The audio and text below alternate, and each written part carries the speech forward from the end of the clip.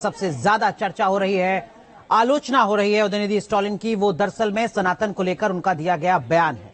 उसके बाद अलग अलग राजनीतिक दलों के कुछ और नेता हैं जो इंडिया गठबंधन का हिस्सा हैं, उनके बयान भी ऐसे आए हैं जिसमें वो उदयनिधि स्टालिन के बयान को जस्टिफाई करते हुए नजर आ रहे हैं। इस मुद्दे पर बात करने के लिए हमारे साथ जुड़ रहे हैं बहुत ही खास मेहमान पंडोकर सरकार। महाराज जी, बहुत बहुत स्वागत है आपका न्यूज नेशन पर। आपने सुना उस बयान का, हम बहुत ज्यादा जिक्र भी यहां पर नहीं करना चाहते हैं क्योंकि लोगों की भावनाएं आहत होती हैं। सनातन को लेकर जो दिया गया बयान है उदयनिधि स्टालिन का, कैसे आप देखते हैं? क्या आपका पहला रिएक्शन? देखिए, उन्होंने जो भी बयान दिया है वो पूर्णतः बहिष्कार करता हूं मैं। उनके बयान का ही बहिष्कार करता हूं कि वो उनके बयान में कोई दम नहीं है। ये धर्म विरोधी है, सनातनी विरोधी है, भारतीय परंपरा के विरोधी है। इनको कैसे लगता है कि ये सनातन में कुछ है नहीं, सनातन में कुछ होता नहीं, तो आज ये सनातन स्थापित ना होता। दुनिया के लोग सनातन को झुकते हैं, भारतीय परंपरा को मानते हैं, और जिन्होंने जो बयान दिया है वो टोटल राजनीतिक और ये कम्युनिस्ट विचारधारा के व्यक्ति हैं। मैं इनका घोर निंदा करता हूं जी। लेकिन मल्लिकार्जुन खड़गे कांग्रेस के राष्ट्रीय अध्यक्ष हैं, उनके बेटे हैं प्रियंक खड़गे, उनका बयान भी सामने आया। वो कह रहे हैं कि कोई भी धर्म जो समान अधिकार नहीं देता या आपको आपके साथ इंसानों जैसा व्यवहार नहीं करता, वो बीमारी के समान है। वो भी सनातन धर्म पर जब सवाल पूछा गया तो उन्होंने ये जवाब दिया। देखिए, उन्होंने जो भी बोला है वह टोटल गलत बोला है। भारतीय परंपरा में एक राम राज्य एक ऐसा है, भारतीय सनातन संस्कृति एक ऐसी है जो सबको एक साथ जीने का अधिकार देती है, सबको एक साथ चलने का अधिकार देती है।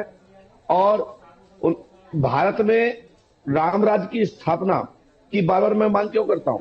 इसलिए तो करता हूं कि राम राज्य सबको सार्वजनिक और एक साथ लेके चलने वाला है। इसलिए हमारे श्री राम जी महाराज ने हमेशा सर्व जाति पंथ समुदाय को एक साथ लेके चले।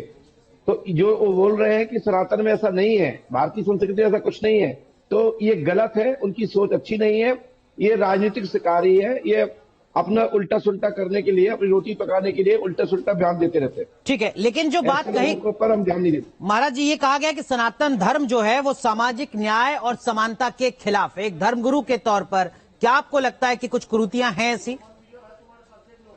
देखिए, हाँ, मैं इतना जरूर कह सकता हूं कि सनातन धर्म के जितने भी आचार्यगण हैं बड़ी जिम्मेदारी से काम कर रहे हैं। उनमें कुछ बीच के लोग मिक्स हो गए हैं जो तथाकथित चमत्कार दिखाकर लोगों को गुमराह करते हैं या लोगों को बेवकूफ बनाते हैं, लास्ट में पकड़े जाते हैं।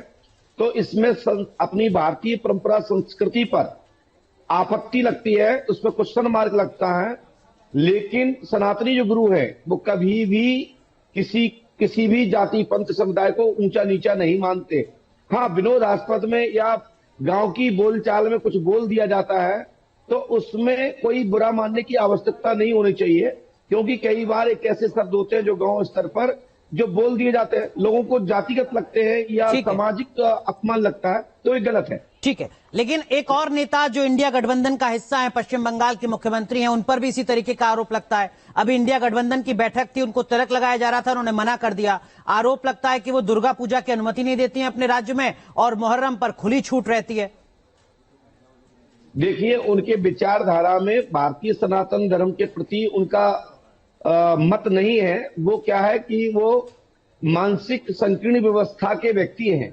उनकी सोच उतनी ही है कि उनको वोट के अलावा कुछ दिखता नहीं, क्योंकि उनको वोट दिखता है, उनको ये दिखता है कि मुस्लिम वोट कहां चला जाएगा या फलाना वोट कहां चला जाएगा, ढिकाना वोट कहां चलेगा। लेकिन एक बात बताइए, कुछ लोग कह रहे हैं कि देखिए, अगर आज के दौर में कबीर होते जो अपने दोहों के लिए पूरी दुनिया में जाने जाते हैं, तो आप तो उनकी भी आलोचना कर देते। वो तो धर्म के खिलाफ खुलकर बोलते थे, कबीर की पहचान ही ये थी। देखिए, कबीर साहब को मैं बहुत मानता हूं। हमारे सनातनी जितने गुरुगण हैं, जितने आचार्य हैं, जितने विद्वान हैं, हमेशा कबीर साहब की पंक्तियों को भी कई मंच से बोलते सुनते आपने देखा होगा। कबीर साहब का हमारे यहाँ कोई विरोध नहीं करता, क्योंकि कबीर साहब का जो ज्ञान है वो सीधा अध्यात्म है। पर धर्म की कुरीतियों पर सवाल तो खड़ा करते हैं ना वो भी। देखिए, करते होंगे, हमारी नजर में, हमारी संज्ञान में अभी तक नहीं आया।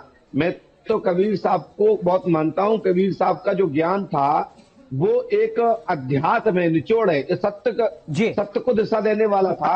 ठीक है, लेकिन अब इसलिए मैं आगे कभी क्या आपका कोई पंडोकर सरकार, अब आगे क्या आपको लगता है कि इंडिया गठबंधन का जो सबसे बड़ा चेहरा है राहुल गांधी, जो खुद को जनयुद्धारी दिखाते हैं, उनको आगे आना चाहिए, उनको इस बयान की आलोचना करनी चाहिए, चुप्पी नहीं साधनी चाहिए?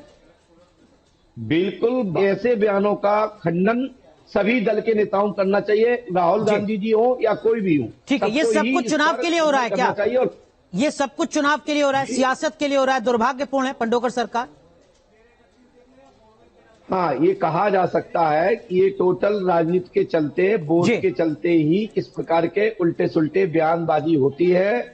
और इससे जो छोटे छोटे बच्चे हैं, युवा है, जो देश में अभी जन्मे हैं, जो अपना भविष्य बनाना चाहते हैं, उनके मन में गलत बात जाती है। यहीं से संकीर्ण भाव बनता है, यही ठीक है, जो नहीं बनना चाहिए, इससे बचना चाहिए। देखना होगा कि अब सियासतदान कैसे आगे बढ़ते हैं, क्या वाकई ईमानदारी से इस बयान की आलोचना हो पाती है या नहीं। बहुत बहुत शुक्रिया पंडोकर सरकार हमारे साथ जुड़ने के लिए और इस मुद्दे पर अपनी बात रखने के लिए।